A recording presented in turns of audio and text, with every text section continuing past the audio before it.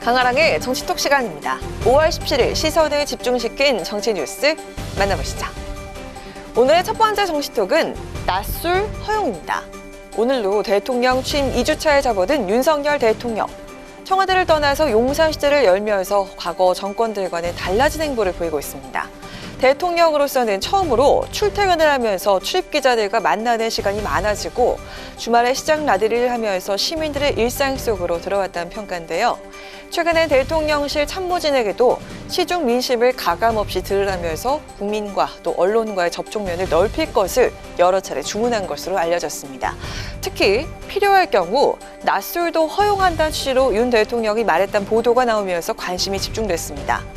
윤 대통령이 참모들에게 점심시간을 이용해서 각계 전문가들은 물론 언론과 충분히 만나고 대화하면서 소통을 하면서 필요하다면 낮술도 괜찮다라고 언급을 했던 겁니다. 이와 함께 윤 대통령이 점심시간 1시 30분 제한을 없애라고 지시했다는 내용도 전해졌습니다.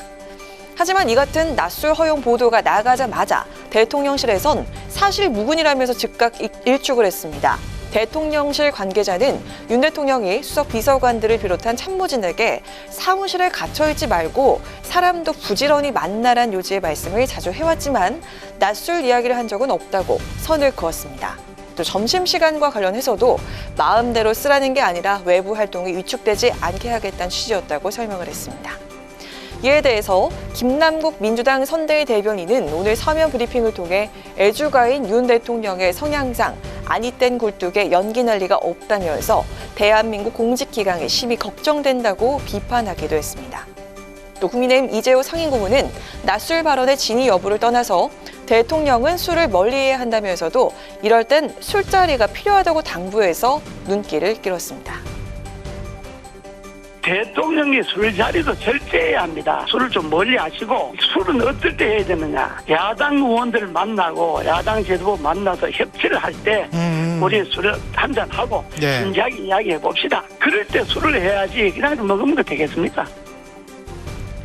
대통령이 야당 지도부나 야당 의원들 만나서 협치할 때는 술 한잔 하는 것도 필요하다. 이재호 상임고문은 이렇게 언급을 했습니다. 사실 이 부분은 이미 윤 대통령이 시도에 나섰던 부분이죠.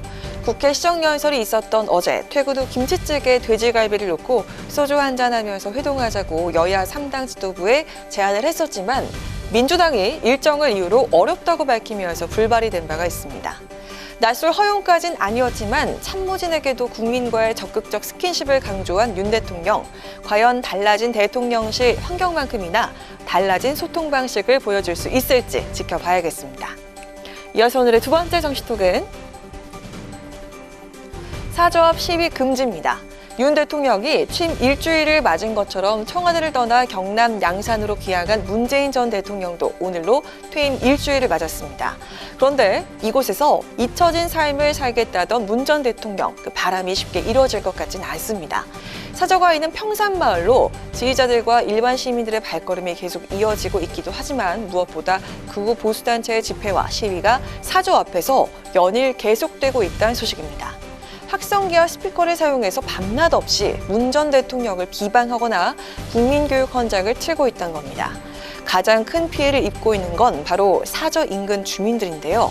밤 시간대라도 집회를 중지시켜달라면서 112 신고와 경찰의 탄원서를 50여 건 넘게 접수했다고 합니다. 문 전 대통령도 지난 15일 페이스북을 통해서 확성기 소음과 욕설이 함께하는 반지성이 작은 시골 마을에 평온과 자유를 깨고 있다면서 주민들에게 미안하다는 사과의 글을 남기기도 했습니다. 결국 더불어민주당이 입법 발의로 해결에 나섰습니다. 민주당 정청래 의원이 집회와 시위 금지 장소에 전직 대통령 사저를 포함하는 내용의 집회 및 시위에 관한 법률 개정안을 대표 발의한 건데요.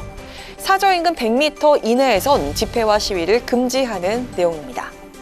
민주당 이낙연 전 대표도 오늘 페이스북을 통해서 사저 앞 시위의 정당한 의사표현이 아니라고 언급하면서 24시간 집회 허가를 내준 경찰과 행정당국의 재고를 촉구했습니다. 시위 자제 목소리는 민주당뿐만 아니라 국민의힘에서도 나왔습니다. 바로 국민의힘 이준석 대표인데요. 이 대표는 사저 주변에서 정치적 표현을 하는 자유는 보장돼야 한다면서도 보수단체들의 시위 방식이 자신이 비판한 전국장애인 차별철폐연대의 지하철 출근길 시위와 비슷하다면서 문 대통령에 대한 비판도 온건한 방법으로 많은 공감을 받을 수 있는 형태로 진행해 줄 것을 요청했습니다.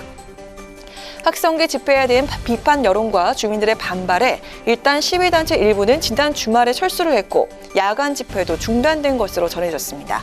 하지만 야간 확성기 집회를 주도한 보수단체는 이번 주말 다시 집회를 예고하고 있습니다.